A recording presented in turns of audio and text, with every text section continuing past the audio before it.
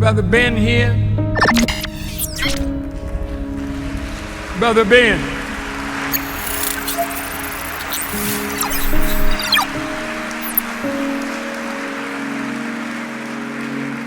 Now, Ben got a heck of a program. A lot of people listening to Brother Ben. And Ben tells them about the minister. And Ben tells them about the minister. Now we're going to get into the vanity piece. When does it become vanity, though? Because it can become vanity. If knowledge is the principal thing, and it is, the use of knowledge determines then who we are. Ooh, I'm going to say that again because it might have gotten by some of us. You remember in the Bible, in the story of Gideon, he asked people to test them by how they took up the water. Some lapped it like a dog and others did other things with the water, and then he used that to separate the people. Do you know you are separated by not just attaining knowledge, but after you attain it, how do you use it? If I am of God, I use knowledge to further God's will. If I am not of God, I use knowledge to further my vain pursuits. Ooh.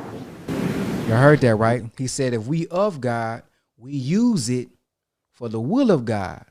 If we're not of God, we use it for our vain pursuits. Now, again, the last video we're going to go over, well, if that's the case, what is the will of God? Because it's not about us not utilizing the gift that we have. If it's music, if it's singing, if it's writing, is for what purpose am I using it? That's the piece we want to make sure that we're in line with. Ooh, that's rough. White folks tell you, get an education. Get in school. Stay in school. Why? Well, because if you don't have an education, you can't get a good job. What is a good job? Working for white folks is a good job? Or working for yourself? Which is a good job? Tell me what a good job is. Working to develop somebody else or working to develop yourself? What's a good job?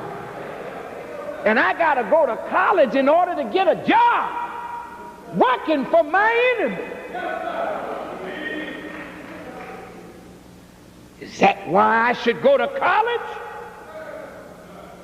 Is money the reason that we go to college? If that's the reason you send your children to college, you have ill-motivated them.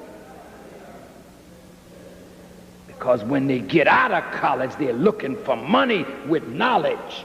So they'll use knowledge to extract a dollar. And that's why you've got thieving doctors, thieving lawyers, thieving architects, thieving contractors, thieves and robbers in every field of human endeavor.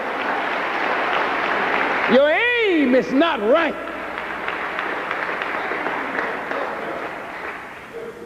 You don't go and get knowledge for money. You get knowledge to discover, to nurture, to develop yourself for the good of yourself, your family, your community, your nation, your world. That's the purpose of knowledge. I got me a degree so I could get some money. And you end up with a little degree, a little cheap one at that, working for some failing company. $25,000, $35,000 a year, $30,000 a year. Is that the best you can do as the original people who are direct descendants of God? You gotta go downtown and work for white people for a lousy $35,000 a year when you can think and work and build for yourself and your people. I'm not saying that you shouldn't work. Don't misunderstand. Work for whoever will hire you.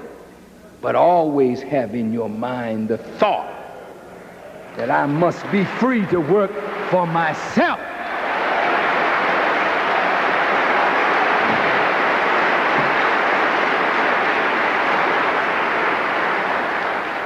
So, listen to these principles. The use of knowledge determines who we are, and the motive for getting knowledge will determine how we use it. Whatever you want to be, you can be it better with knowledge. The question is, if you're going to use knowledge in a wicked way, then you have made yourself a devil. And you know the old saying when you go to these spooky movies, that so-and-so sold his soul to the devil? You know what that really means? Let me explain with the help of Allah. It means that you wanted something so bad that when it was offered to you, you really didn't care what you had to do to get it. So you violated the essence of your being. That principle in yourself that identifies you as a Muslim, as a righteous person. You would rather sell your soul in order to have something that you could have gotten from God with a little patience and hard work. Do you understand what I'm saying?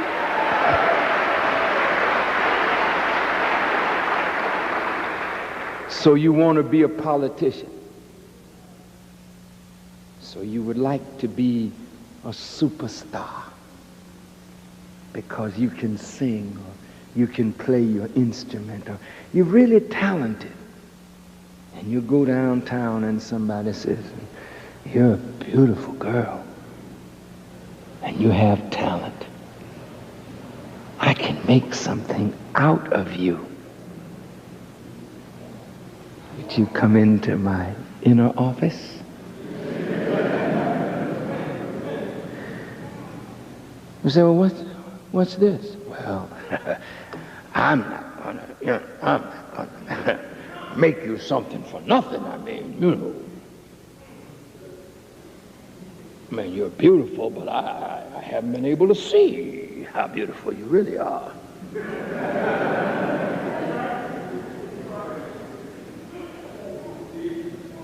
Or I've got an upgrade for you in your job assignment. I'm going to make you office manager if you come across.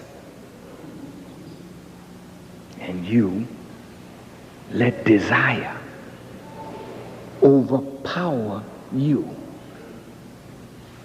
And you sell your soul. You see that Cadillac out there, the Lincoln, the Mercedes-Benz? Man, you could have all of that. You deserve that. There's not one of you in here that doesn't deserve the best that this world has to offer. But the principle of how you attain it is critical, man. So here, look, here's some drugs going out.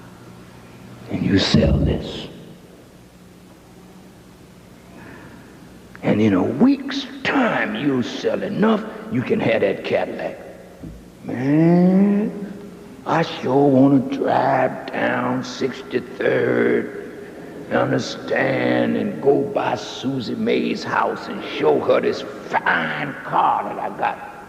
I can get it in 2 weeks selling this stuff.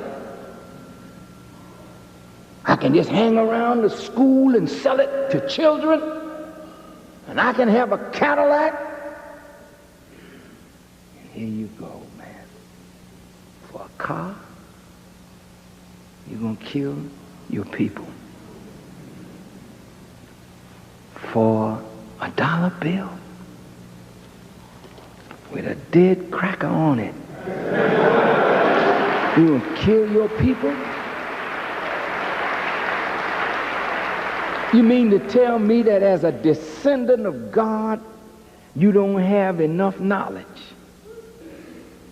which is power, that you can get this without selling your soul? There is nothing that you want in this life that you can't attain. You can get it all without selling your soul, if you have the right guidance, the right knowledge. All right, family. What y'all think about this? So there's nothing wrong with getting a dollar. There's nothing wrong with doing for self. But it's something wrong when we compromise ourselves, our principles, and our way to go about attaining it. Again, when God has blessed us with a gift, he's blessed us with the gift for a reason. If not you, then who? If he's blessed you with the skill to rap, if he's blessed you with the skill to sing, if he's blessed you with the skill to speak, if you withhold it because of the limited thoughts that are in our mind, then who else is going to do it if he didn't bless them with the gift to do it? And even if he did bless them with the skill to do it, they may not be able to reach the people that you can reach. There's people that now today know about the Honorable Minister Louis Farrakhan because of the way that I post online. But I knew them from high school, from middle school, from playing basketball with them, from playing football with them. They've now been exposed to a teaching. What if they listen to it or not? Or when I mean listen to it, follow it, or what if they agree with it? Or, hey, they heard it. They heard it. All we can do sometimes is deliver a clear message, enjoin them to do good. After that, the blood is off of my hands. You have heard the message. You have received the message. If you know about how to eat to live, if you continue to eat a different way and you die, that blood is off of my hands. So the more in every day that we hold back our gift, the more in every day we hold back that business solution, we're harming people who follow us. We're harming people who know us. You can't sit back and say, oh, the minister do, oh, this brother do it. No, because we may not be able to reach her. She may not be able to reach your cousin. Your cousin ain't tuned into that podcast. Your cousin ain't tuned into whoever you trying to throw the responsibility on. They watching you, and you got the knowledge. So if you got the knowledge and your best way of getting it out is just through the skill and gift that you have, that's your duty to go out and do it like that. Just think of it like that, man. This is the median.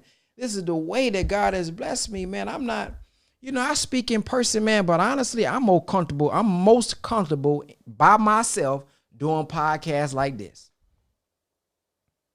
I'm not striving for no student minister position. I'm not striving to get in rank or be in some type of leadership. I'm cool with being right here because I can reach millions from the comfort of my home.